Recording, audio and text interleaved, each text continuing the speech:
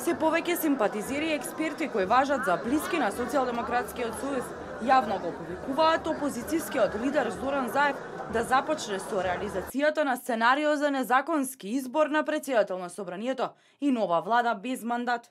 Последна во низата е професорката Гордана Поп-Симонова, која на социјалните мрежи го охрабри Заев да ги собере сите 67 пратеници во некоја од собраниските сали и да изберат претседател на парламентот и мандатар кој ќе состави влада. Му порача дека нема да биде сам во остварувањето на ваквото сценарио. Зоране Заев, се што можеше да направиш за нормален демократски правен и мирен трансфер на власта, направи.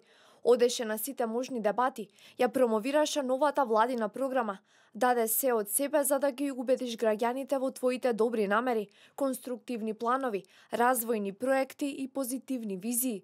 Од сега натаму, времето ќе работи против тебе и се поголем број луѓе ќе се прашуваат дали си способен да ги преземеш работите во своји раце.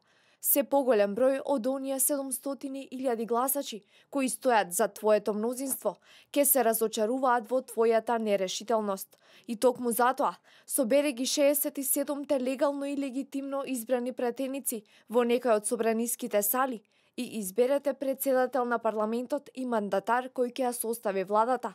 Ако некој ве обструира и таму, соберете се, ако треба и во паркот на жена борец под споменикот на Асномци.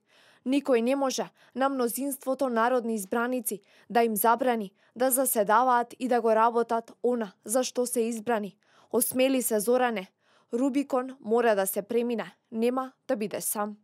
Оваа идеја неодамна ја предложи универзитетскиот професор Љубомир Фрчковски, кој важи за еден од стратезите на СДСМ. Во колумна напиша дека СДСМ мора да покаже одлучност, план и храброст да ја превземе власта, макар и насилно без да ја почитуваат законската процедура. Од партијата пак на потенцијалниот коалицијски партнер на Заев Зијадин Села во вчерашната дебатна емисија потенцираа дека за нив не е најважно правилно функционирање на државата, туку најважни им се албанските национални интереси. E kemi thonë disa herë që në këtë fazë, përderisa është në pikpyetje funksionimi i shtetit dhe mirëqenia e qytetarëve, nuk merremi me kalkulime. Sa funksionimi i shtetit se sa takimi mes liderit tuaj dhe liderit tonë. Se këtë shpesh ju përmendni se funksionimi i shtetit na qenë ka për ne nuk është më i rëndësishëm funksionimi i shtetit.